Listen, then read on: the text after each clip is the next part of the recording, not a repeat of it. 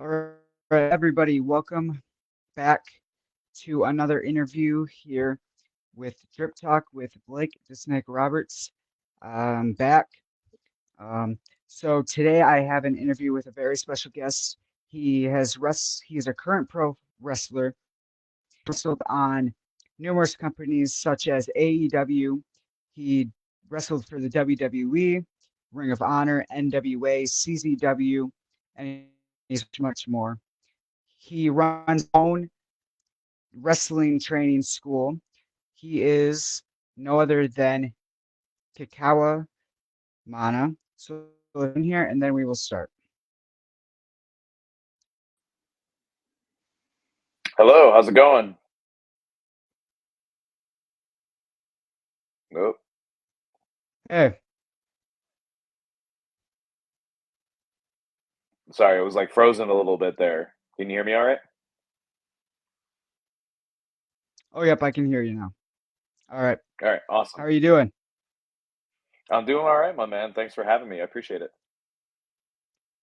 Yeah, thank you for taking your time out and to do this.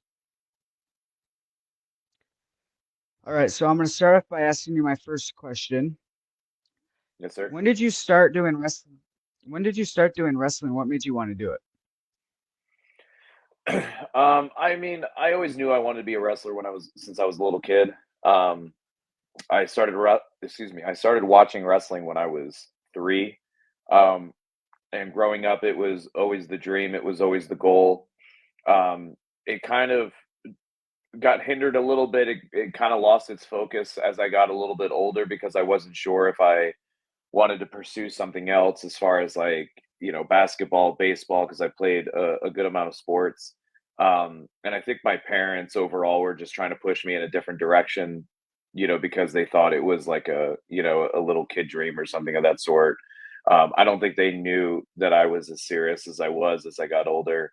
um, but it wasn't until my senior year of high school, actually, I had found out about a wrestling training center that was just opening up in Allentown, Pennsylvania. And it just so happened that I knew the owner. So he was one of the first people, or excuse me, I was one of the first people that he contacted when he was getting ready to open up the school, because I've met him enough. He knew that I wanted to be a wrestler. He knew that I had the athletic ability, with all the sports that I played. So he gave me a call right away, and he said, "Hey, man, I want you to be one of the first guys to sign up for my school." And I basically asked him how much to start, and we figured all that out. And then off I went, and I started training actually my senior year of high school. Wow, really cool. What age were you when you officially knew you wanted to become a wrestler? Probably, if I was watching wrestling as a 3-year old, I don't remember. I don't remember what year it was. I feel like I always just wanted to be a wrestler, and I want to say, my first memory of wrestling is like in 1993, and I watched the Royal Rumble and I watched Yoko win. So I feel like even then, I knew. I feel like the story that I tell people that kind of solidified it for me was my junior year of high school. That was the first time that I got to meet Bud Carson, the guy that ultimately, opened up a wrestling school. So at the time, he had the Wild Samoans training in his building, and he also used to do like birthday parties for families, so that kids could get in the ring and play around and whatnot. So that was my first time ever, like, get being able to get inside a wrestling ring. And I can't explain it. I tell the story the way that I lived it. When I got inside the ring, I was 17 at the time, I think. Um, I touched the rope for the very first time inside the ring, and whatever that was, whatever that connection I had, it was as if, like, yeah, your mind's made up now. This is we knew we wanted to do it before, like, now there's no question. And then from that moment on, so if you want to argue and say, from 17 I knew, but I knew obviously way beforehand. Yeah, of course, because that's like every kid's dream, and when they're younger, they always say that they want to be a wrestler when you're a wrestling fan. Yeah, I also said I wanted to be a veterinarian at one point, and then I found out how like smart I needed to be, and I knew I wasn't a smart kid, and I went, all right, well there goes that one. I guess I got to do something else. Yeah. When you watched wrestling as a kid, who was your favorite wrestler growing up, and like who did you try mimicking all the time? um, excuse me. I tried mimicking a lot of different wrestlers when I was very young. I loved Bret Hart. I loved some random wrestlers that most people don't remember, like Max Moon. I loved because he shot these like streamers out of his arms and everything. I loved Tatanka. I loved the Big Boss Man. I loved Warrior. You know, I loved a lot of different people for different reasons, but it wasn't until I was about 7, 8 years old, and then I had found out that Shawn Michaels and I actually share a birthday, and I had Oh already wow. liked Shawn Michaels at that point. So then when I found out that we had the same birthday, I was like, all right. So as a kid, I'm like, nope, Sean's my favorite now. And it just kind of stayed like that from that on. And then my entire room was decorated with Shawn Michaels pictures, WrestleMania 12, memorial basically all over the bedroom. So yeah, Sean was a big inspiration growing up. Yeah. Who would you say is your a favorite wrestler now? Um, I know off the top of my head, definitely Randy. Um, I feel like just Randy is such a like it's hard to say that he's underrated because obviously people still say like, he's one of the greatest, but I don't feel like Randy is in that GOAT category in most people's opinions because it's hard to compare him to like a Hulk Hogan or a John Cena, that type of level. But when it comes to just how amazing of a performer he is and how good of a wrestler he is, um, like to me, like Randy is my goat. Um, and to even add to that, like I remember doing a show very early on in my career. I want to say I was probably like maybe 5, 6 years in, if that. And Ted DiBiase actually was on the show, and at the time his son was signed and he was on the main roster. And I remember like Ted was helping out with like the pre-show meeting and it just giving like the boys a little pep talk, a little word of advice type thing. And something that Yeah. really stuck with me was when he was talking about certain things of getting to the next level or whatever else his lesson was. The thing that I do remember was he talked a lot about Randy Orton and all of the little things that Randy does and why Randy is so amazing. And I really kind of took that, excuse me, as like a big lesson of like, he could have been a normal dad and talked about how great his son is. He could have been biased and said like, that's all of this hard work is how, my son Ted is now on the main roster and yada yada. Like he could have went in so many different avenues and the avenue that he went was talking about how amazing Randy Orton is. And that really stuck with me. And then I think that was actually what kind of made me start paying more attention to Randy at that point in my career because I had never I had never been told like why Randy was so good. And then when I started studying him more often from that point, then it was very clear to me. Yeah, definitely. He is. I feel like he's definitely Hall of Fame worthy, definitely down the Oh, road. he's 1,000,000% Hall of Fame. He's a 20-time Yeah. champion or whatever the case is.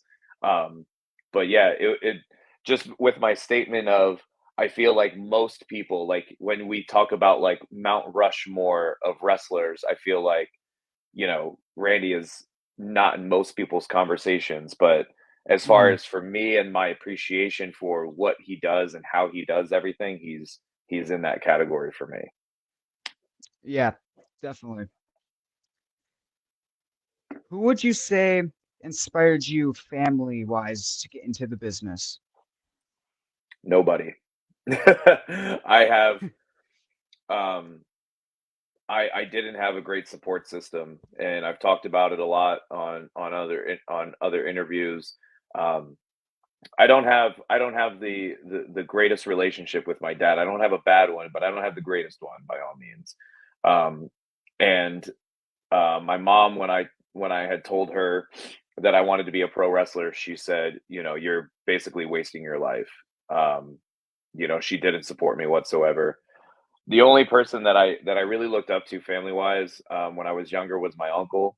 I looked at him as really the only like quote unquote like successful one of the family. And when I say that, as far as like he was in the military, he was in the Navy, and then he got out and he went to college. He became a chiropractor. He has his own practice. He's somebody that I looked up to as far as like, hey, if you really grind and you push for things, like you can accomplish these things.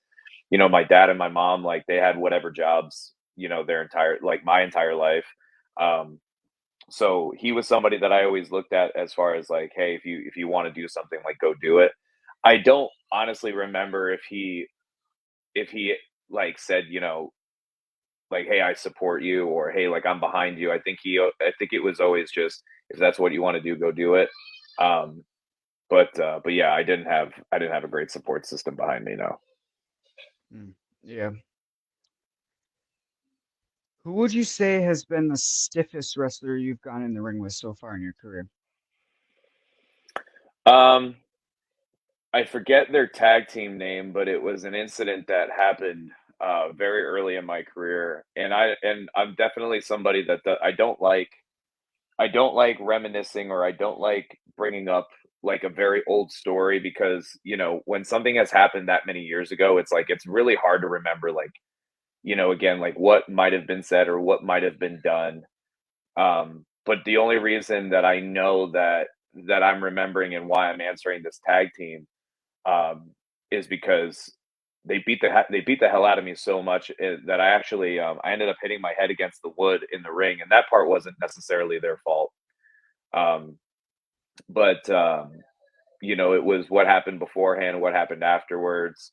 That they just, I had done something that rubbed them the wrong way, and I essentially just paid for it. Um, so it was what it was. Again, it's a super old story. I want to say it's at least 15, 14 years old. Oh So it's wow. hard it's hard for me to even remember the major details of it. I remember my part, but like that's what I mean. Like I don't like telling stories that old, because I could barely remember what I did last week. So when I talk about some of these stories, I'm like, there's probably parts that somebody else might remember. If you listen to like interviews with Shawn Michaels, like I can very much relate when he says, whatever someone says about me from that era, or something I said or something I did, they're probably right, because I was a jerk, and I knew that I was a punk kid in the business when I first started. So, not saying that I deserve to get beat up by all means, but if I pissed them off, I probably, I obviously did something. So yeah, it was what it was. Yeah, things happen. So, were you ever in any type of school or amateur wrestling as a kid? No, absolutely not. Hated amateur wrestling. Didn't even want to go near it. I loved food too much, and I still love food too much. And what I mean by that is I was watching like my best friends like spit in water bottles all day, because they're like, yeah, I got to make weight. And then they would go run halls for hours because they had to go make weight. And then they would put garbage bags on them, and, they would just sweat out their weight the entire day. And it was just so much sacrifice to just cut all this weight to just wrestle. And I'm like, nah, that's way too much. That's way too much effort, Yeah. for me. That didn't draw to me at all. No, absolutely not. Hmm. I agree because everything that they make you do to lose weight, it's just like so much. Did you ever take any like drama classes or any type of those type of classes to help you do like on the mic? No. I did. I have done some independent films, and I've done some other acting things, just to get more experience, and to just try. just to dabble in some other things, but I've never had formal classes. No, I've always wanted to, but just scheduling, pricing, all that stuff, like it just never worked out for me in the cards. But it's definitely something that I'm interested in. Yeah, for sure. What do you consider to be a weakness and strength in wrestling? Um, I would say the biggest weakness in wrestling is I would say like twofold. It's either your work ethic or your ego. Um, the reason that I say it's people's weakness, as far as like the work ethic, is because I feel like there's a lot of people in the wrestling industry, and I'm mainly talking about the independents. Because I can't obviously speak for what's going on the main roster by all means, but Yeah. excuse me. As far as like the independents with work ethic, I feel like there's a lot of people that are somewhat good, or they're good for the people or the companies that they surround themselves, and then they get told like, hey man, you're really good, like, oh, you're one of the best here, and then their work ethic declines because they think like, oh well, I'm already this good, like I don't have to keep working harder, so they don't push themselves as much. And then that kind of goes into the ego, which is why I'm saying it's kind of twofold, because now their head gets inflated and they think, oh, like I'm doing fine, like everything is going well, and it's not until they meet somebody that's better than them, that's just honest, and is just gonna give them that truth that they need to say like, there's so much that you need to work on, and this isn't like, to pat myself on the back by any means, but I follow a lot of friends on social media, and there's a lot of times that they post clips of their like recent match or something of that sort. And then as soon as I see it, there's something that's like such a red flag to me that jumps off the page, and I shoot them a message like, "Hey, next time, like, try this or do that. Like, be careful of this. Like this, this might look bad."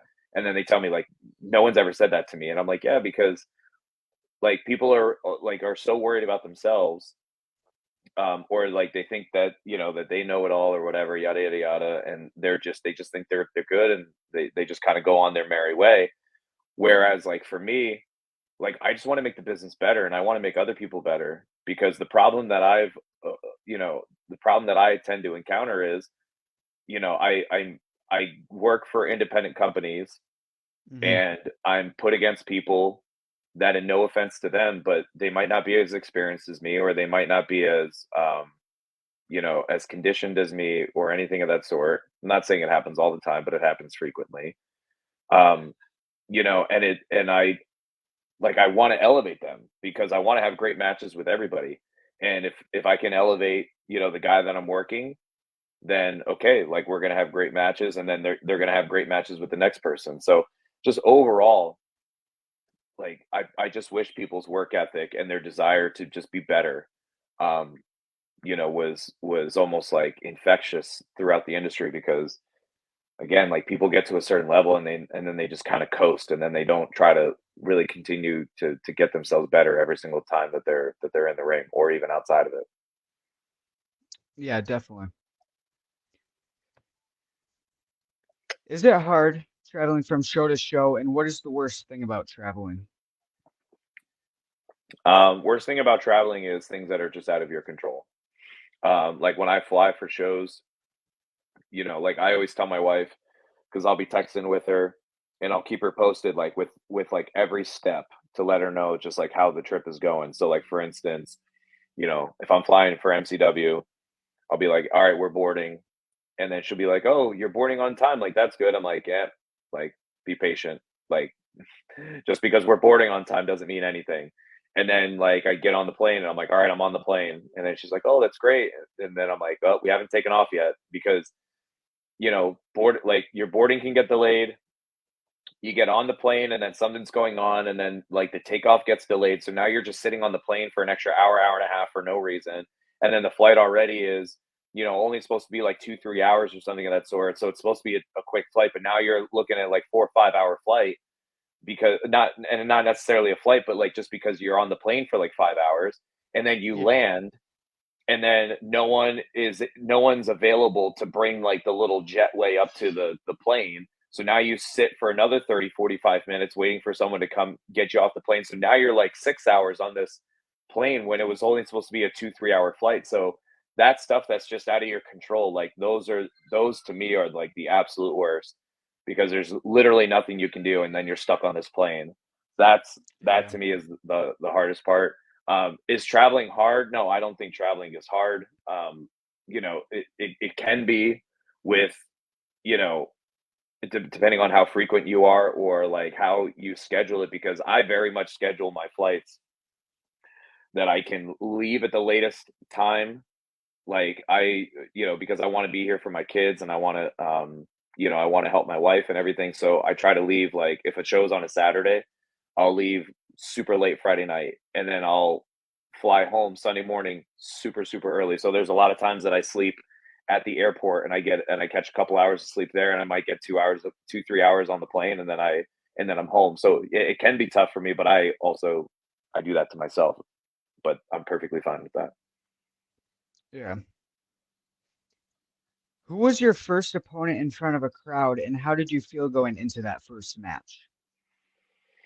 So my very first match technically was a student show against my trainer, Mr. Bill Daly. But it was only in front of friends and family, so I don't technically consider it like my first match. Um, my first official match an actual company and everything of that sort um, was in it was in New Jersey, and I teamed with a very old buddy of mine. At the time, his name was Chrono Chris, and then he changed it to Sebastian Cruz.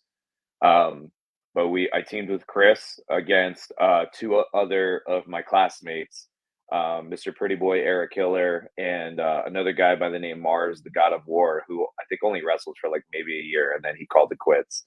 Um, Mm. but we did a tag match against each other. How did I feel going into it? It's hard to remember, honestly. I do remember afterwards, of just like because I had nobody with me, so there was like, as high of a moment as I was having of like, hey, I got to have my first match.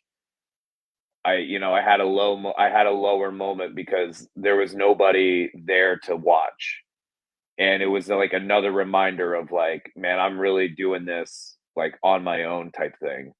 Um, so yeah, I really wish I wrote a lot of this stuff down of like, like a journal or something of that sort so I could go back and read all of this stuff. So for anybody that's listening, if you're a young professional wrestler in the business, or even if you got another 10 years in you, man, start writing everything down because I truly wish that I just knew I could remember a lot more than I do. Yeah. If you could go back in time and wrestle anyone that has passed away, who would that be? Mm, off the top of my head, it would be Eddie Guerrero. Off the top of my head. Um, I honestly can't think of somebody else that's passed away that I'm like, man, that would have been amazing. So I'm gonna go with Eddie. I can't think of any. I mean, obviously, like there's obvious answers. Like I would have loved to have wrestled, Terry Funk, Dusty Rhodes, and all them. Those are amazing answers, also. Yeah. But Eddie is at the top of my list, and then it's hard to think of if there's somebody else that might be a number two that I just can't think of off the top of my head. Hmm. Who is or was your top dream opponent other than just for like indie wrestlers? For indie wrestlers, I don't think I have one, to be honest. And it's not a knock on anybody. It's just I've just so my goals have always just been higher. So I've never looked at somebody that's on the independents and been like, hey, that's one guy that I really want to work, because I've always been looking at who would I work, on the main roster, and obviously, Randy Orton is at the top of that list. And Hmm. there's a lot of other people. I guess you could arguably say like, Dolph Ziggler was probably in my top five as well. And now that he's, technically on the independents and he's working everywhere. Yeah, like he's on that list as well. Um, but yeah, I've never really looked at indie guys and been like, oh, that's somebody that I want to scrap with. There's definitely people that, of course, like I would love. I would love to work by all means, but nobody that like I'm keeping my eye on or I'm politicking with promoters and being like, hey, you should book this guy and put us against each other. Yeah. Who is someone you would like to wrestle that you have already wrestled before? Mm, that's tough. Um, Man, yeah, that's tough. I guess a couple people off the top of my head. And thankfully, like I got to work with. Well, he goes by Orion now. He used to go by Blanco Loco previously, but he's Orion in OVW. Um, we got to work each other again at MegaCon. We worked each other last year at MegaCon.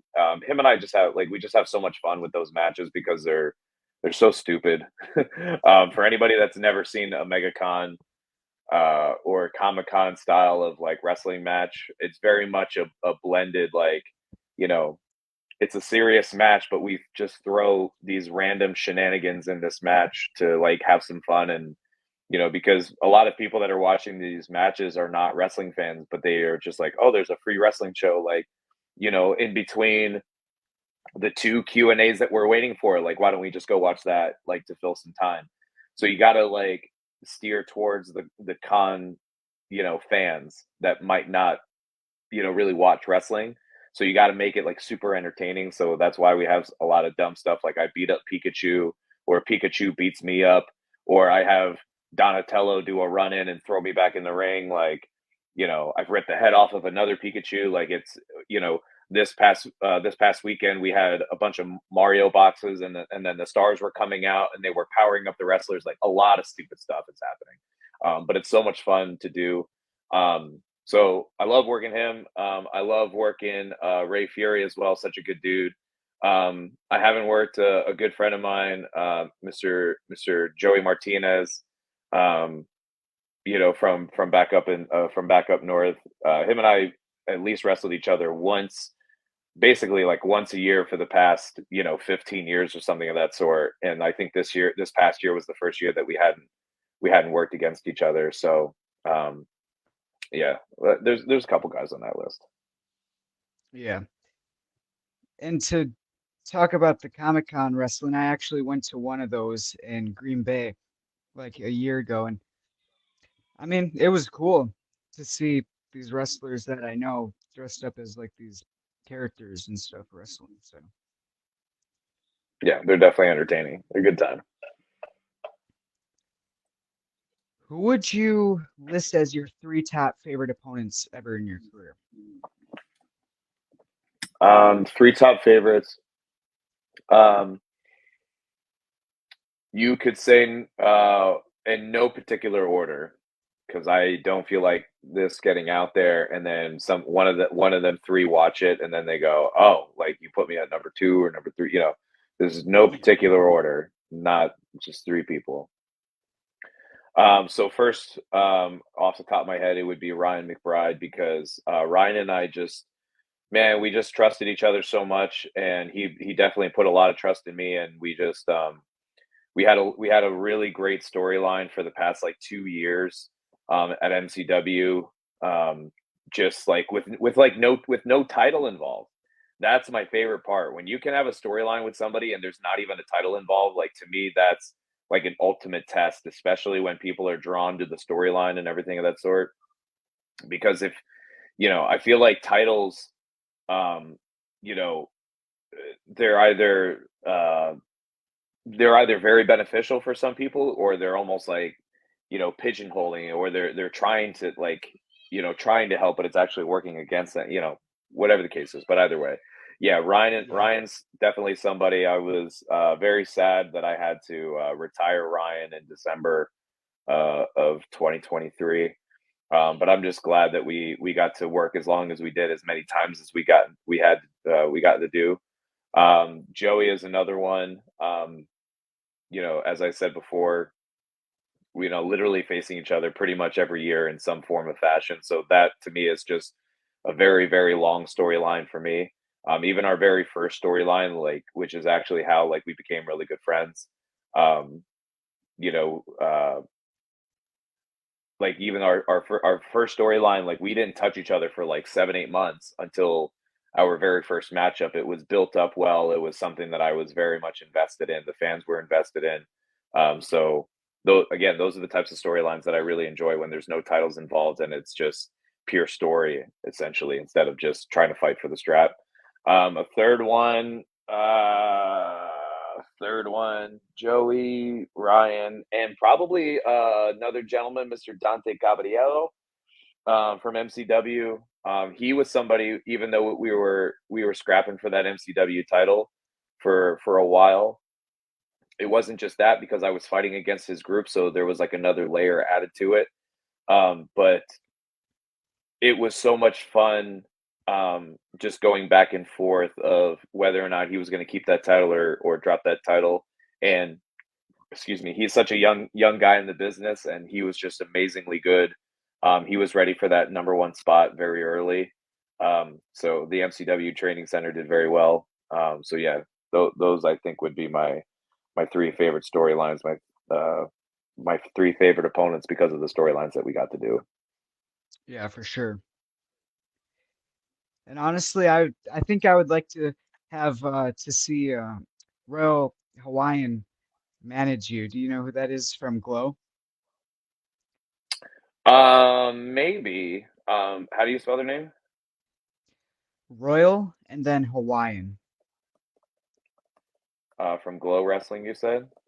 Yeah. Let's see. Oh yeah, I know who you're talking about. Yeah, yeah, that'd be cool. I'm sorry. Yeah, I misheard you when you first when you first were saying their name. Um, yeah, I mean, yeah, that definitely would be an awesome moment for me. Um, especially with the prestigious history of Glow overall. Yeah, I've had some other people manage me in certain aspects when I was like a heel, but never in that form as the especially as my now character. So yeah, that would be pretty cool. Yeah. Do you usually get along or become friends with most of your opponents? Now I do, because I've matured over the years. Like I said, when I was young in my career, I was a punk kid. Not that I was trying to go into the locker room and piss people off by all means. Like I wanted to get along with people, but also like I knew I was a cocky little kid. I know that I made a lot of mistakes when I was younger, um, and then there was even times when I thought I had matured and I was still making mistakes. And overall, that it's something that I talk to my students about now, as far as you know taking them under my wing and really guiding them and saying like, hey, if you say this or that, like it can come off this way, like just learn from my mistakes overall. I never had somebody that kept me under their wing and guided me in the right direction. I not that I had bad circles of friends, but I didn't have the ones that knew better. It was almost like I Yeah. became the people that I was in the circle with.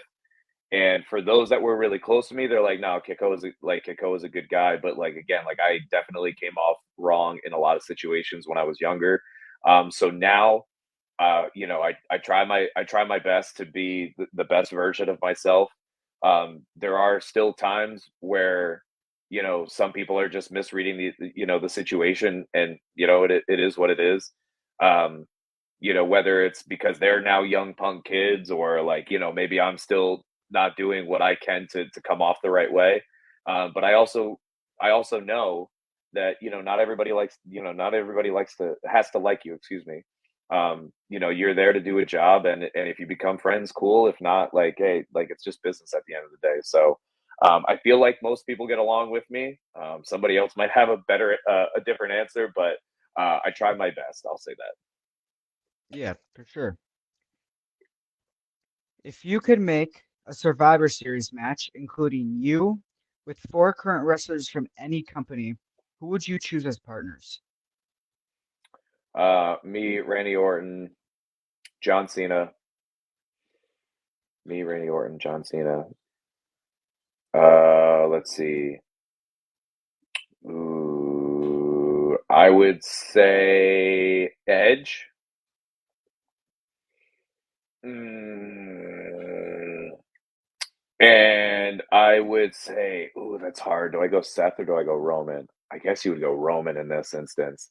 So yeah, Roman, Randy, Edge, Cena, because from my own, not even from a perspective of like building a card, I would I just want to be around those four and just learn from those four like constantly. I just want to be surrounded by people that are better than me, that are gonna continue to teach me so I can then teach others. Like, yeah, Hmm. that's my four. Yeah. Would you rather be in a street fight or death match? Street fight. I don't do death matches. Absolutely not. No amount. I want to say no amount of money, but everybody always has their price. But it would take a good amount of money, and I know no one's going to pay me that amount of money. Yeah. Would you rather be in a blindfold match, handcuffed to your opponent, or a dog collar? A blindfold match and handcuffed to my opponent, Or, or so a blindfold match, a handcuff match, or a dog collar match. yep. Uh, blindfold match is the easiest on my body, so and I could tell a lot. I could well, not that I can't tell the story with the other ones, but I can really try hard with my creativity brain to put something together that would be entertaining with a blindfold match. So if someone was like, "Here's your three stipulations," I'm like, "Give me that blindfold because that's a challenge." Yep. And I mean, if you cheat, the opponent wouldn't know. Exactly.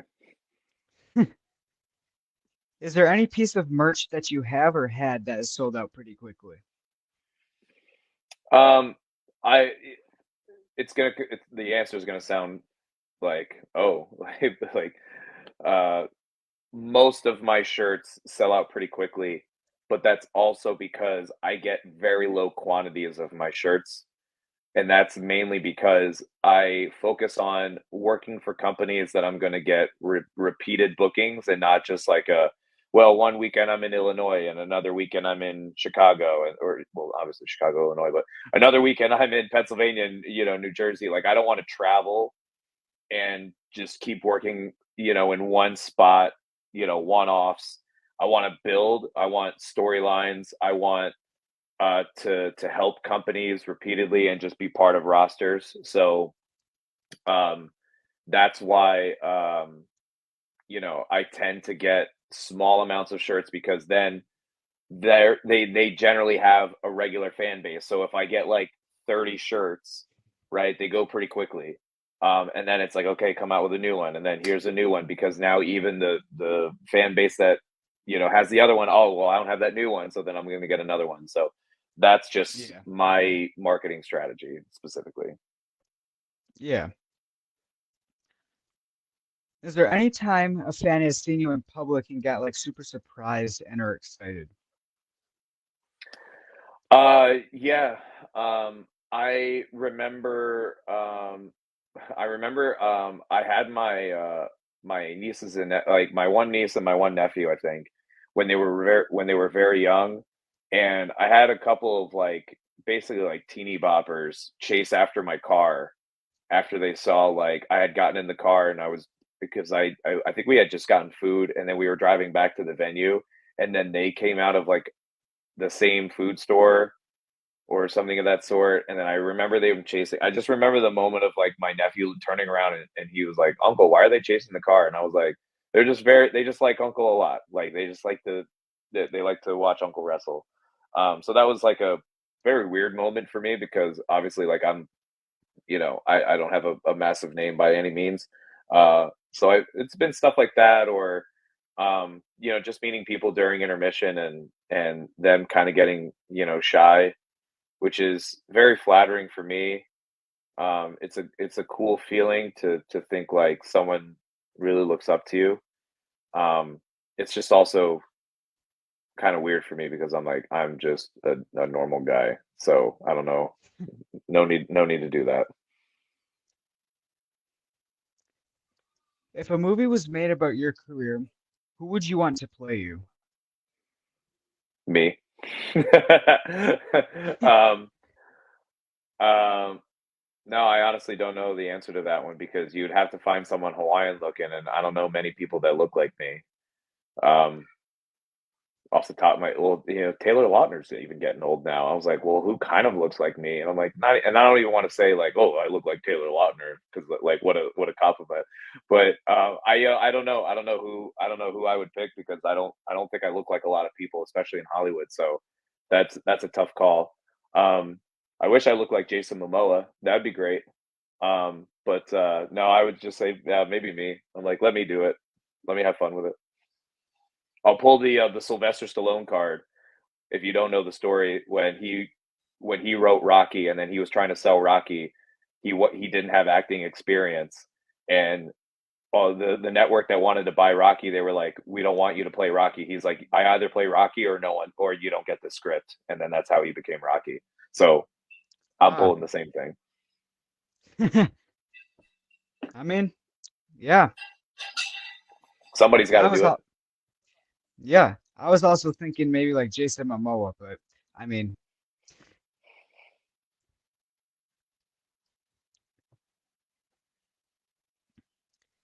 if you got to choose the stipulation for your match, what stipulation would you choose? Oh, so I can pick anyone. Yeah, Right now, I would pick an Iron Man match because that's one match that I haven't done on a show. I've done a 30-minute Iron Man, but I've never done a full hour Iron Man on a show. Um, that's that's just for me and for my selfish reasons because it's something to check off the bucket list. I've done Ironmans before, but they've always just been like practice matches because it's very hard to convince a promoter to give you an hour worth of time for one match. So yeah, I would pick an Ironman. That's definitely something that I want to do. yeah. What has been the funniest thing a fan has said to you before? The funniest thing that a fan has said to me, Yeah. uh, uh, "You're my idol." Maybe I don't know. I can't think of something funny that a fan's ever said to me. There's been some awkward things, but I don't know about funny. So maybe that they look up to me. Maybe that's funny. Like good joke. What a best fan compliment you've received either at like a show or convention or out somewhere? I get these. I get these pretty often. I would say. And it's a very humbling thing, and it's something that definitely helps me. Keep going. I get a lot of personal DMs from people, and then they just say like, "Hey, man, you have no idea how much like your posts helped me, your videos or something of that sort." Um, and it's very like it's just crazy to me because like I try to spread positivity and I try to just like help anybody that's hurting because I didn't have that person that like kept me under their wing or anything of that sort. I didn't have somebody that like I leaned on for inspiration or anything of that sort. So because I didn't have that, I feel like I try to fill that void for other people because I know people are always hurting. And so when I get those types of messages and it's almost like a reassurance of like, hey, everything that you're doing like is working. Like people are watching, people are listening, and it's very, very, very, very like it's such a blessing. So nothing in particular as far as like, one thing over another by all means, because it could be like, hey man, just want to let you know, like I've been like because I saw your video or I saw your one post, like, I saw how busy you were and I was gonna make excuses to not to not go to the gym today. And then I saw your post and I went to the gym today. Like, F yeah. Um, I just know other people that are going through like maybe some mental, some mental struggles, and then they reach out and they say like, "Hey, I just watch your videos and I get a laugh out of them." The ones that are supposed to, be funny, and they help me get by, like whatever it is. So I get a lot of them. I don't blast a lot of them because I don't want to be like this, like oh look at me type thing. Like I'm helping so many people. Like I know that I'm doing it, and I just keep doing it. Yeah. What about which wrestler has given you the best advice? Honestly, it's gonna sound crazy, because I've gotten a lot of like great advice about like how to be a great wrestler, how to be a great baby face. Like the very first time that I ever worked for WWE, Ricky Steamboat was my agent, and I talked to him for about an hour about how to be a great baby face. And I've done another seminar, and I've learned more from him. Like there's so many little things that I've learned from many different people. But one of the greatest pieces of advice that I've ever gotten, and that's probably why I've been doing wrestling for so long, was actually from Miss Maria Kanellis. Um, she might not remember this, probably doesn't because it was so damn long ago, but it's something that stuck with me. She was at the Ring of Honor tryout when I was there. She was helping like watch promos and just help overall with the tryout in general. And one piece of advice that she told everybody is like wrestling might be your number one passion, but you have to find something else to have an escape from wrestling. If you don't have an escape from wrestling, then wrestling is going to burn you out and you're not going to be in this business for very long. And I took that to heart. And there was a lot of there because there are a lot of things that I love. And soon after she had given me that advice and gave everybody at the tryout that advice, I got back into softball. Like I was doing soft toss softball, a couple days a week just to get away from wrestling. I love playing video games. I love going to movies. I love playing with my kids. I love going to Disney. I love going to Universal. Like and that's why like a lot of times when people talk to me like, "Oh, did you see what happened on TV?" I'm like, "No, I didn't see it." And it's almost like, well, like you're a professional wrestler, like how are you not keeping up with the product like as much? And I'm like, first off, there's way too much wrestling between Yeah. AEW, NXT, WWE, pay-per-views, like normal shows, like it's way too much. 3 hours long, 2 hours long, way too much wrestling. Can't keep up with everything, especially with the amount of training that I do. I have two kids, like all of it, absolutely not. There's no way. Um, Yeah. if there's certain matches I want to watch, I'll keep up with it. But that's also again like going back to the greatest piece of advice was again what Maria said: have your escape. And when I'm like I just posted a video on my TikTok earlier this week when I was training I was training people for 11 out of 12 hours. I was at my school for 12 hours, 9 a.m. to 9 p.m. 11 of those hours I was coaching. I only had one hour break on this past Monday. When I get Wow. home, the last thing that I'm going to do is watch wrestling. I'm going to come home. I'm going to scroll on TikTok. I'm gonna enjoy myself. I'm gonna maybe put some friends on in the background, some Office or something like that. I'm gonna have some food and I'm gonna relax. Especially because my kids are asleep. Like I have to have some quiet like relaxation time so that I can reset and keep on going.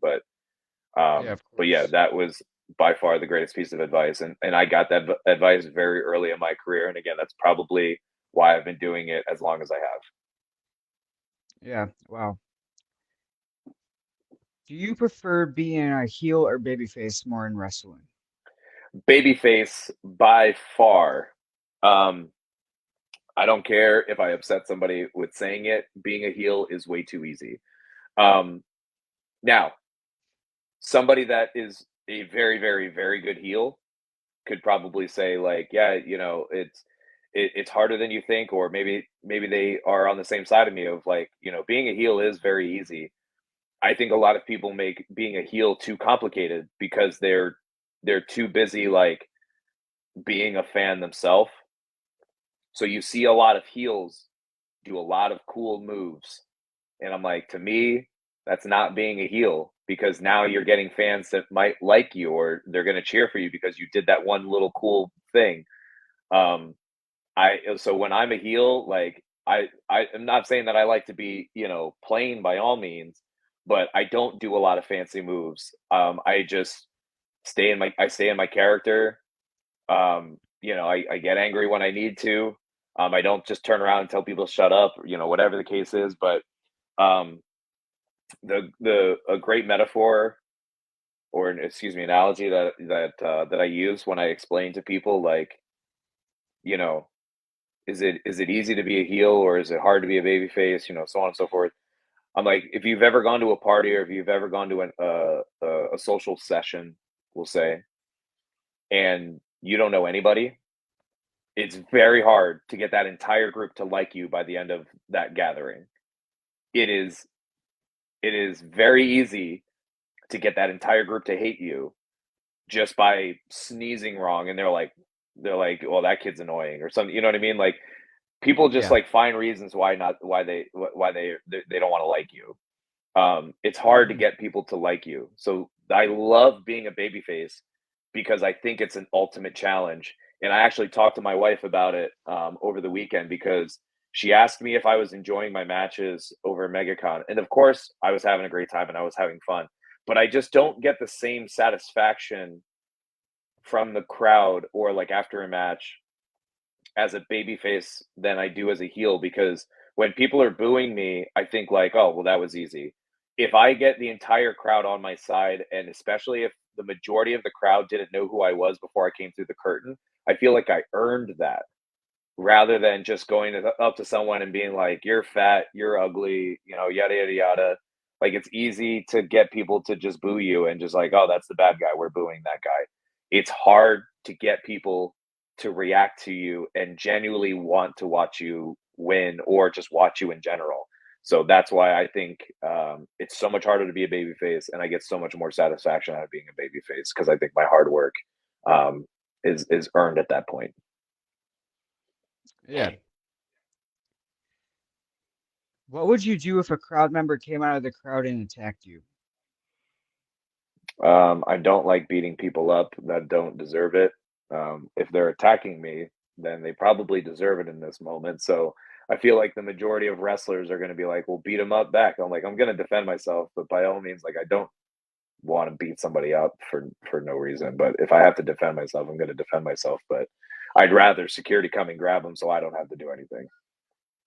Yeah. That's not an invitation, by the way, for anybody that's listening.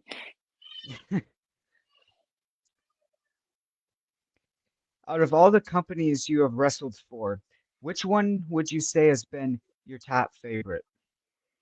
MCW. MCW. I mean, WWE is a given, but MCW. From the moment that I went to MCW, I knew that they were different. They're just not another indie company. They are on the independent circuit by all means, but the way that they operate, the way that they handle themselves, they carry themselves, the way that they want to make sure that everything is as perfect as possible. They take a lot of different things into consideration. They do a lot of things that other companies don't do. They just don't put the time, money, and investment into. So that's why I love MCW, and I will praise MCW, until I burn my boots. Um, it's just everything that a wrestling company should strive to be, because essentially MCW is trying to be WWE, and in my opinion, every company should be trying to be like WWE. Whether you like that style or not, they're a successful business for a reason. And at the end of the day, I think Hmm. that's what a lot of people forget about. Like this is a business.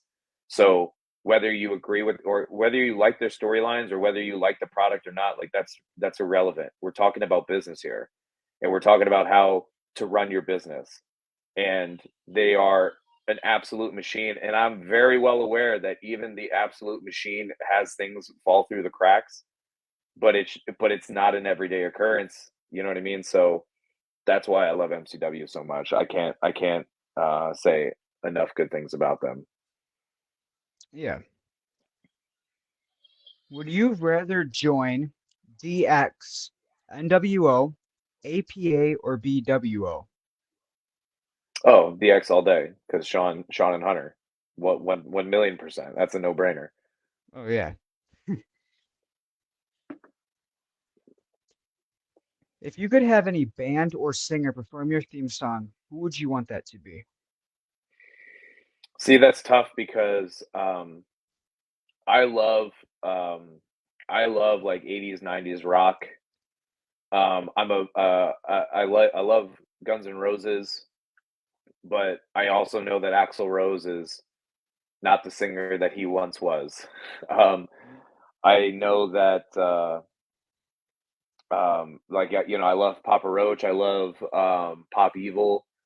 I just don't know if also too like I'm about to come out with a new song and there's not really any singing in it, so it's kind of like I don't really need a band anymore. But it would be cool to if in that instance, then it would be cool to have Papa Roach or any band that would want to perform my song because yeah, there's no singing involved. Yeah. What would you say is the least favorite wrestling move to have happened to you? Um, the least favorite move. I would say wait to have happened to me, not for me to do. Correct?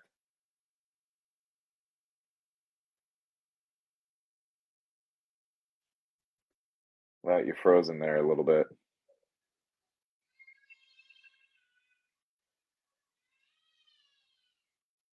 We're frozen,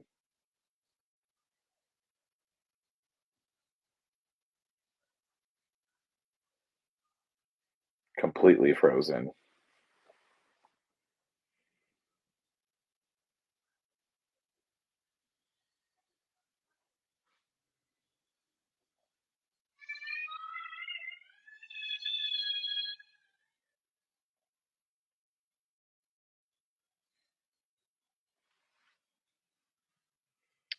Uh-oh.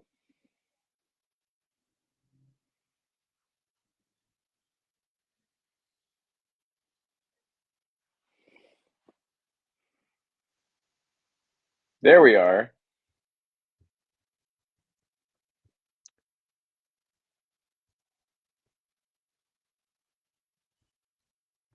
You there? Yeah, I'm back. I don't know what happened there. Sorry about that. No, you're good. All right, so we were at least favorite You asked wrestling me move. what, yeah, least favorite wrestling move, and then I had asked you right before, like as you froze there, a move that I have to take, or a move that I have to do. A move that you have to take. Oh man, probably honestly, a body slam. I hate body slams because most people don't know how to body slam you the right way. If you ever watch there's an interview with Edge. I think it was when he was overseas in Europe, and they asked him like, "What's a move that like hurts a lot that you wouldn't expect?" And his answer is body slams. Like body slams just suck.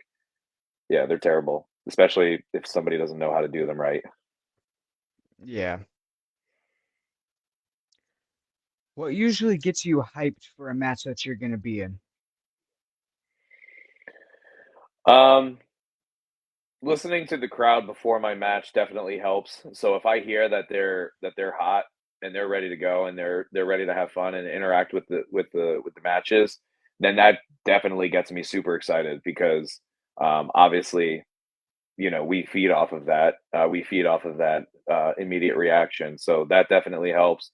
Overall, I think even if I wasn't paying attention to the crowd, if they were hot or not, um, I just put so much pressure on myself, especially for how long I've been doing this now, that I feel like I have a certain expectation level with the people that do know me. So now it's just a matter of like, okay, well, there is that level of expectation. So you have to make sure that you either, meet it or exceed it. So Yeah. I don't have any problems with getting hyped for a match. It's one or the other. I either pressure myself or the fans pressure me. Yeah. Have you ever wrestled or done anything in Wisconsin before? Nope. Nope. Never been to Wisconsin. Never went far west. We'll have to get you down here sometime for a company. Yes, sir. Has there been any time you have accidentally broken out of your wrestling persona? Um, I guess argument sake, because my character is pretty much me, so it's hard for me to break out of character. Um, I honestly, I would probably say when I tore my ACL, I kind of like just cut everything at that point. Um, when I did that, I was I was in the main event of in a match in North Carolina, and we were supposed to wrestle for like 20 minutes, and I think like 2 3 minutes into the match is when my knee blew out, and then I was kind of on the ground, and I just said like, no, there's no way like I'm going to be able to keep going. Um, so that was, I guess, a moment where like I just came out of character, and I'm like, no, like there's just no way. But not even probably to the extent of like the question that you're asking, but I can't think of another time that I just kind of like stopped everything. Yeah. What would you say has been the most scariest or most dangerous incident in your wrestling career? Um, probably when I probably when I blew my knee out. I can't think of too many other times that if I was doing something that that I was scared to do it. If I was scared to do it, then I probably wouldn't do it because then there's that level of like, it's probably too dangerous and because I'm always very confident in myself. So if excuse me, if there's something that I don't think that I can do, then I'm not going to do it.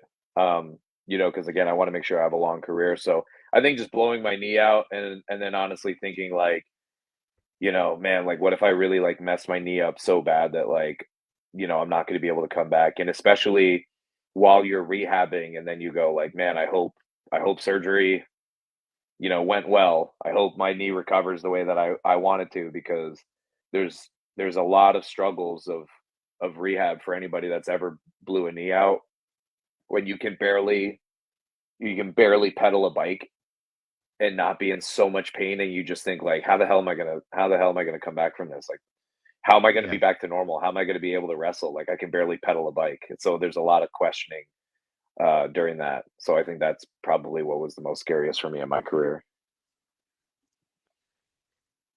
If now in your career you got told you couldn't medically wrestle for the rest of your life, what would you do? I'd say coaching. Um, I love coaching. I love being the head coach of House of Champions. I tell the kids this all the time. Again, going back to that circle and surrounding yourself with the right people, and they honestly like they make me train harder than I ever have it.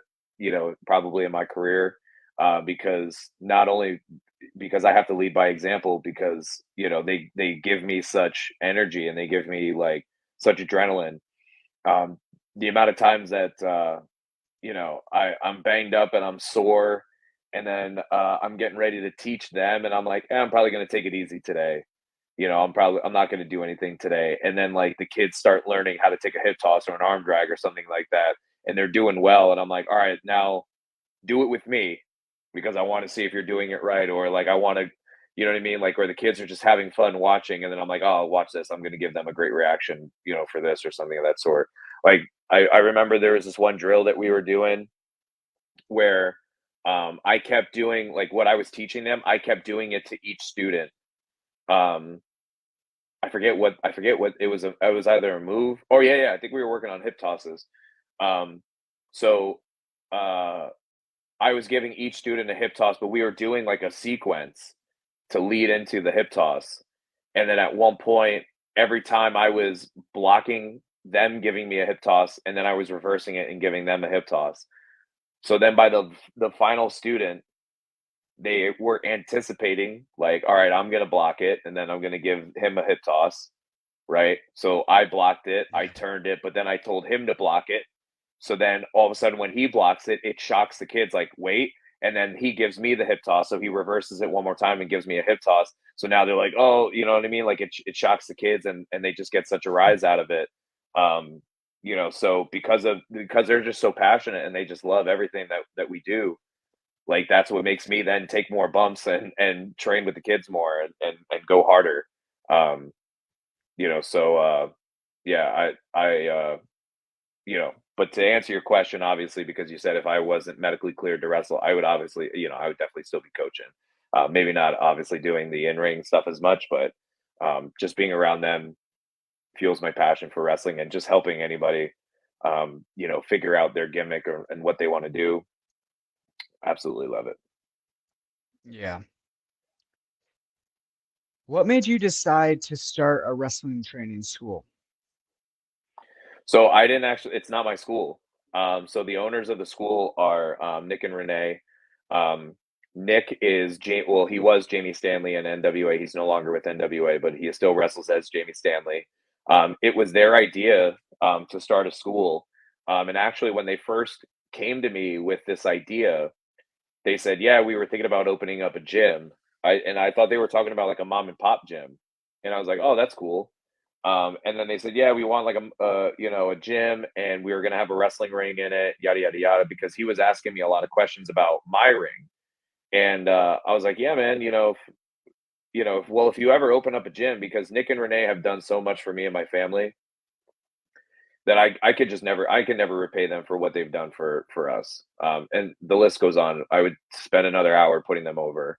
Um, so when they were talking about opening up a gym and they were asking me a lot of questions about my ring, I said, "Hey, if you open up a gym, like just use mine." I was like, because mine just sits in a trailer if it's not being used by a company. So I'm like, since it's just here, like go ahead and use it.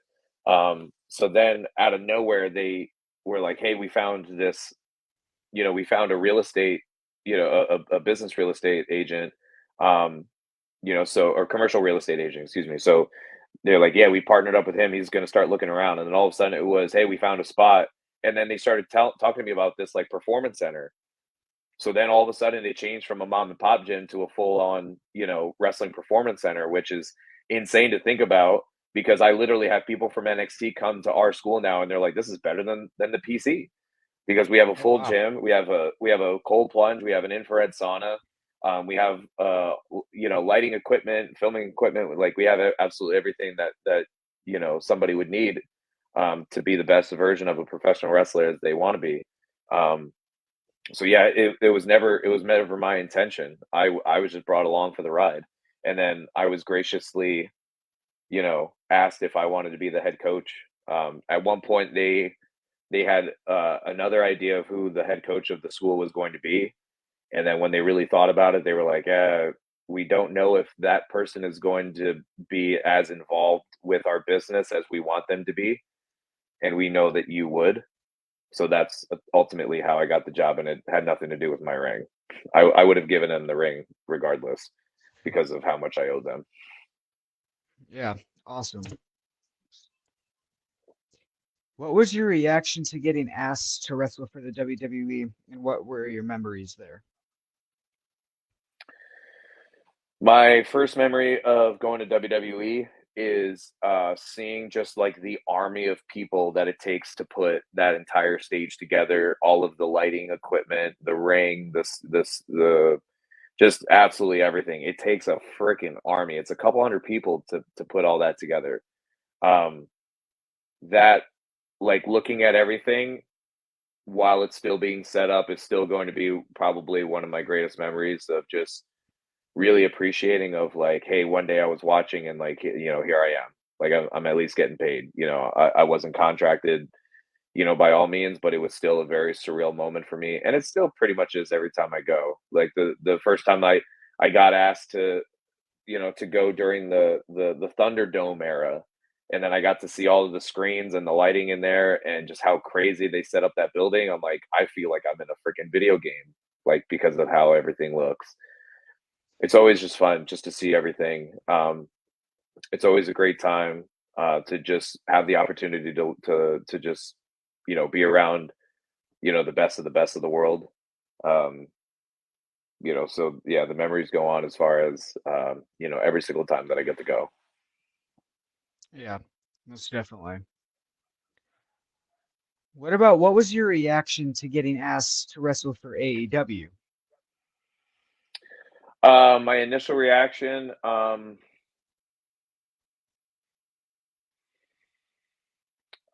was kind of in the middle about not.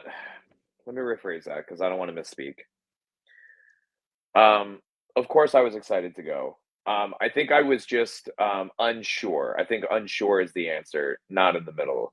Like the reason that I was unsure was because I had done extra work for WWE for so long that when I got asked to wrestle for AEW, I'm like, I don't know how this process goes. So I think that's why it was just like a whatever feeling. It wasn't exciting.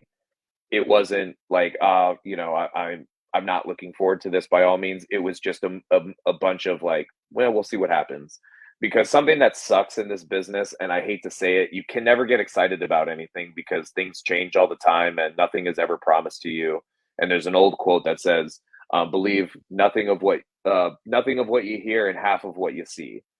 And that's it, it sucks, but like that's why like you can never really get excited about certain things. So that's why I think I was just like so in the middle, unsure when AEW called because I just wasn't. I didn't know what to expect. I had never been there. Yeah. So when you were in the WWE, you got the chance to wrestle Lance Archer, and then you went to AEW years later. Did you get to see him and reunite with him? And if so, what was that like? I think I did see him, but like I don't bring up like those types of things to people because I think I look at it from my own example of like I've met and wrestled so many different people that I feel terrible like when I don't remember somebody or like I don't remember matches and things like that because I just feel like such a jerk then. And especially like if they remember it and it was like a really great memory for them and then I feel like such an idiot when I'm like, man, I honestly don't even remember it. And to be fair, there's matches that I've had with some of my best friends and I barely remember those matches. They also have to remind me. I just have such a terrible memory, I think, or I just been hit in the head enough. But no, I never want to put somebody on the spot like that. So even like when I meet people, I try to say like, hey, like good to see you, and just leave it at that, or nice to meet you, as if it's the first time I've ever met them. And sometimes like, hey, people do remember. Like I remember the one time like William Regal like shook my hand, and it had been quite a bit since the last time I saw him, and he was like, "I think I've met you before," and I was like, "Yeah, we have." I'm like, I just didn't want to be rude, um, or like I don't like making people feel bad like if they don't remember me because they see enough people. Um, so yeah, I did see him, but I didn't. I don't even think I had a conversation. I don't even think I said hi to him, just because some people just want to be left alone, and I just kind of read the room. Yeah. So I'm gonna ask, what was it like to share the ring with? And then I'm gonna list wrestlers, and then I'm gonna ask, what was it like, or what were they like in the ring? And then, Okay. so what was it like to share the ring with Team Taz, which was Dante, Powerhouse, Hobbs, and Ricky Starks, and what were they like in the ring? Um, I mean, easy. Like they're all good dudes. Um, it was a shitty day just because as far as like just what was asked of us, we got attacked from behind and like the total segment was going to be under 30 sec. Like it wasn't even going to be a match really because like I think they attacked us from behind. They might have started the bell and then they hit a finish on one guy. So I think the total match was like 30 seconds. So like it's just another like it is what it is. Like you appreciate the opportunities by all means, but the reason that I say it's shitty, it's just because like I want more. Like I train for more. Like I can do like anybody can do that. And I get it that you have to kind of like earn your way up and you have to kind of do these things by all means, but you can't ask me to be happy about it. When you've been wrestling for as long as I have and I'm ready to prove my worth and I believe that I can do more and then that type of thing happens. So it is what it is. It's just another day at the office. But they're good dudes. It was fine. Yeah. What was it like to share the ring with Kurt Hawkins and Lance Archer, and what were they like in the ring? Um, they were. I specifically remember Kurt was more. I would say welcoming or uh like he was easier to work with. Not saying that Lance wasn't. I just remember the reason that I worked the both of them was excuse me. It was a last minute change because I was on Raw the night before as Maurice's like jujitsu trainer. So then, like the next day on SmackDown, they're like, or the SmackDown and Superstars taping, they're like, well, we're not going to use this kid because he was just plastered all over Raw yesterday, so that we can't do that. And then they found out that another kid, the kid that was supposed to be in that tag match, I think had only had like 3 matches. So they're like, well, we can't use this kid. We don't have anybody else. So now Kekoa has to do it. So by the time I got thrown into that match, like they had the match already figured out. So it was like, hey, I'm Kurt. Hey, I'm Lance. Yada yada yada. I don't know. I don't remember their real names by all means, but it was like, all right, so this is the match. This is what you're doing. Yada yada yada yada. And I went, okay, no problem. Like it was pretty laid out to me, so it was an easy process for me. Yeah. What was it like to share the ring with 2.0 Jeff Parker and Matt Lee, and what were they like in the ring? Also good dudes. Again, just easy day, easy day. Like not not a crazy match by all means. Yeah.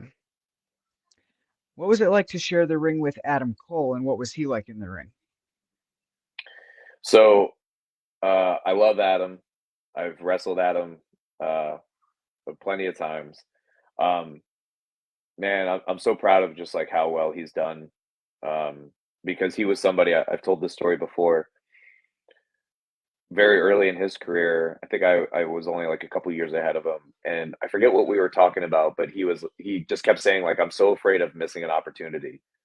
I'm so afraid of like missing out on something that could lead to bigger things. And I said, man, if you miss one opportunity, another one's going to come along like sooner or later. Like not everything that we see is the opportunity. Like another one will come along. We just have to seize it when it's in front of us. Sometimes we're just going to miss them. And I think he's done all right. I'm not saying that he took that advice and really believed it by all means, but he obviously took the opportunities that were put in front of him, and he killed it out of the park. But yeah, man, I love Adam. Um, we him and I used to be really close. But then, just he got very busy, and it is what it is. But yeah, I love that dude, and I wish I could still work with him. Yeah. Have you heard of the wrestler Rika Tahaka? No. All right, because I was gonna say you two would have been like a great mixed match challenge partners.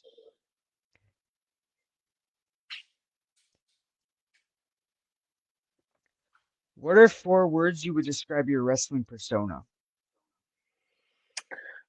Determined. We'll say relentless. We will say passionate, and we'll say ooh aggressive. We'll say those four. Yeah. If you could wrestle anywhere in the world, where would that be? Um, Honestly, I would love to go back to Europe.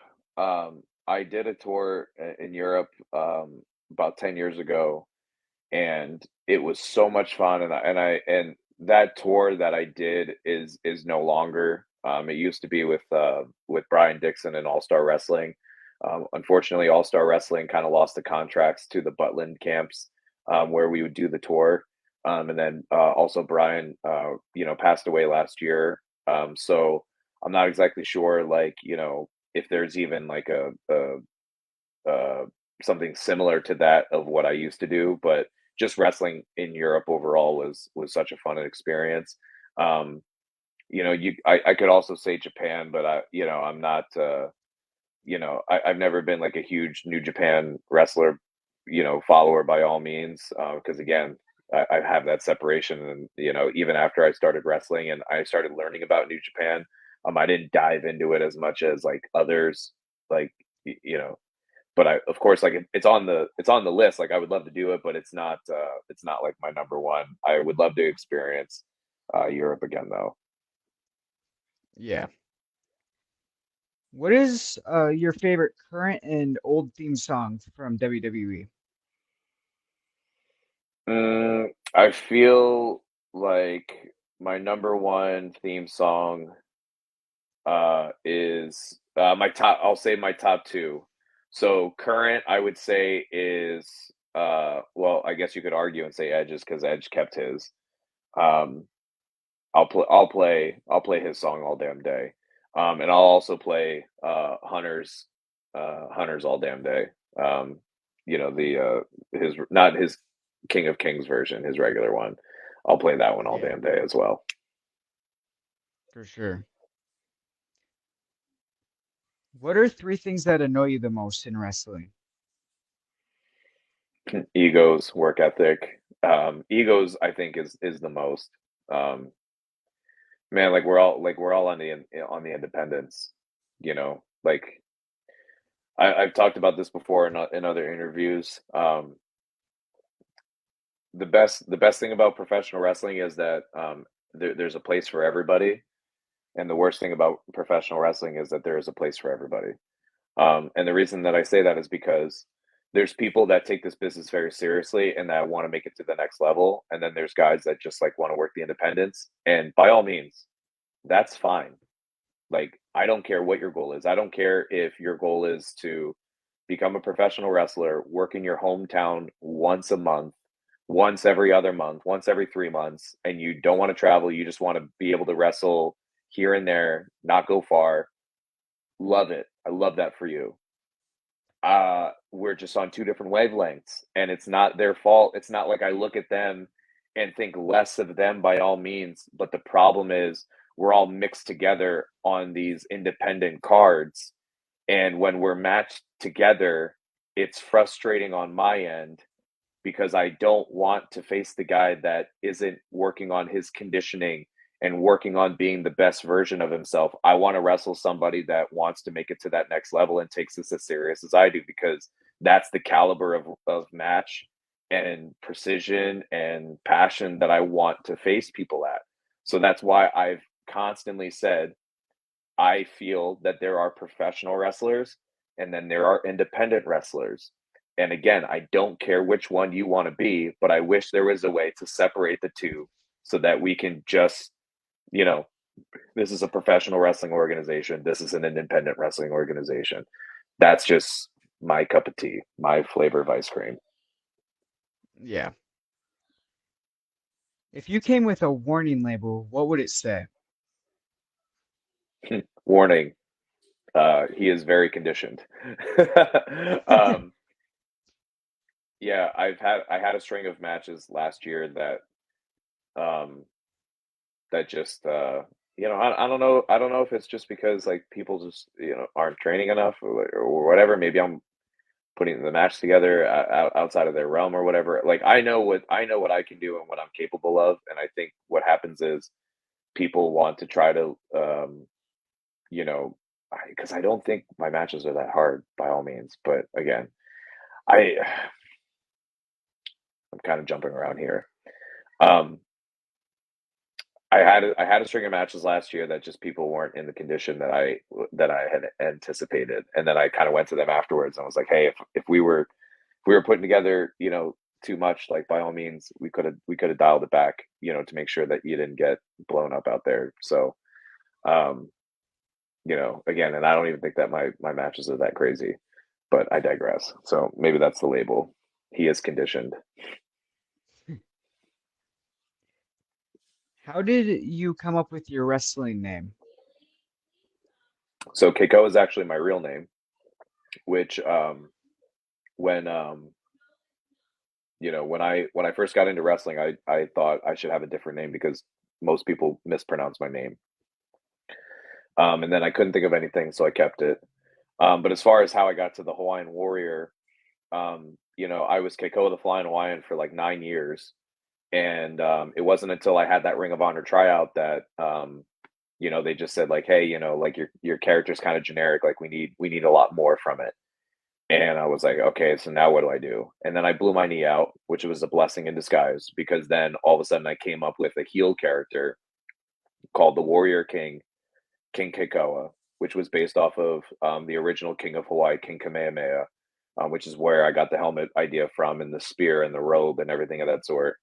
And then I did that for very brief because the majority of companies were like, yeah, we like the character, but like you were really good as a babyface. Like we want to book you as a babyface. And also because even though I was a heel and I was trying to do absolutely everything I could to be a heel, because people saw my really cool gear and my really cool helmet, they were like, you're a badass. I love you. Oh, like Yeah. you look like you're out of a video game. And then that worked against me. So I was like, all right, well that's not gonna work. And then it was like, well, I just spent all this money on this helmet and all this gear, and now like nobody wants it. So now what do I do? And Kekoa means courageous warrior. So the whole gimmick was in front of me the entire time, which is why I changed to the Hawaiian Warrior Kekoa. And then I kept the helmet and I kept the robe and I said, this all right, I'm just gonna be this like ruthless, like, you know, Koa Army warrior. And that's how, that kind of came about. And I'm actually working on slightly evolving it right now. So I actually might be not disappearing for a bit, but I might be waiting. I might be waiting to debut it until the time is right. Who would you put in your Mount Rushmore of wrestlers? So are we talking, because this is what we talked about earlier? Are we talking about my acknowledgement of who I think like the four people that should be on the Mount Rushmore of professional wrestling, or who I think like the top four wrestlers of all time are? Because those are two different Mount Rushmores. Because like people put Hogan on there all the time, but Hogan wasn't the greatest wrestler by all means. So are we talking like everybody else's answers of Mount Rushmore of like the top four professional wrestlers of all time? No. I'm assuming that's the question. No, so you want me to you want me to say who I think the best four wrestlers are of all time? Yeah. Oof. All right, so Randy Orton's number one. You got to put Shawn Michaels up there, and he could arguably be on the other Rushmore of like people's top four of all time. Orton, Shawn, I'll say Brett and Flair. I think those are the top four greatest wrestlers of all time. Yeah. If you could wrestle or have a segment with any actor, who would that be? I guess you could say The Rock right now because he's like the biggest box office draw right now. Um, yeah, I'd probably say The Rock just for dual selfish, reasons. So I could be like, "Hey, brother, I'm trying to get to WWE," and then the other version be like, "Hey, but I wouldn't mind a career in Hollywood if you can help me out and guide me the right direction." So maybe, yeah, I think that's a great answer. I'll go with The Rock. Yeah. And also, hey, brother, another Polynesian, help me out.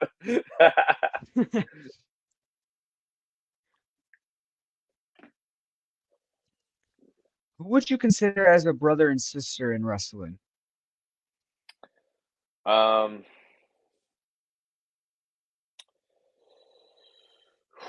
that's tough right now. Um, I definitely had an answer before, as far as like brother, but I feel like just with the move from Pennsylvania to Florida, I feel like that relationship has distanced a little bit, and it is what it is. Um, as far as like a sister, I do have some little sisters, that I or people that I treat like they're my little sisters. Like a Gia Scott is one at MCW. My student Madison is like a little sister or a little kid to me. Um, my older sister, I would say, is Miss Missy Sampson. Back up there, she's the one of the head coaches there at Monster Factory. Her and I go way back. So yeah, I think Missy is my older sister, and then I have a bunch of little sisters. Yeah. When you were growing up, were you more of a shy, quiet kid or outgoing, loud, and excited? I was very shy. Um, Other people might say that I was outgoing, but I felt like I was only outgoing in the group that I felt comfortable in. But overall, like no, I was definitely shy. Um, to the point like I wasn't super popular. I was definitely like a huge nerd in high school. Um, like, I even remember like I was part of the basketball team and I was still looked at as like the nerd. Like I didn't get the popularity that came along with basketball that most schools do. I even remember a point where like it was my senior year and our lockers were supposed to be decorated and everyone's locker was decorated but mine, because they just forgot about me. I was definitely a big nerd in high school. Since you said you were more of a shy, quiet kid growing up, when you knew you wanted to become a wrestler and started training and all of that, what helped you cope to get out of being shy, scared, and quiet into knowing that you would be performing in front of these like big, large crowds of people? I think it kind of goes back to that original answer of like I was outgoing in the group that I was with. So because like I was around other wrestlers, it was like, oh, I can be myself now. And then when it was time, and also because like I was so confident in the ring, and I just felt like wrestling came to me pretty naturally. So then when it was time to like go out and do a show, it was like, man, this is what I've always wanted to do. Like I'm not going to be shy right now. Like I absolutely want to go out and kill this. So that was another reason why it was very easy transition for me. Yeah.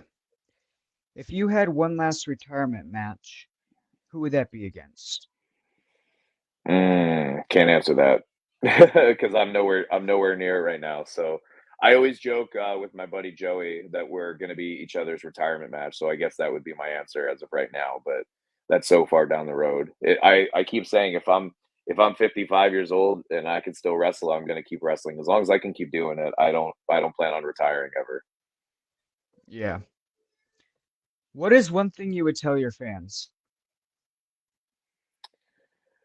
I always say pretty much at the end of every interview. So I know that we're wrapping up here. So I always tell everybody like I for anybody that's ever watched one of my YouTube videos that had ever paid a dime to come see me, paid a dime for one of my pieces of merch, whether it's a photo or a T-shirt of that.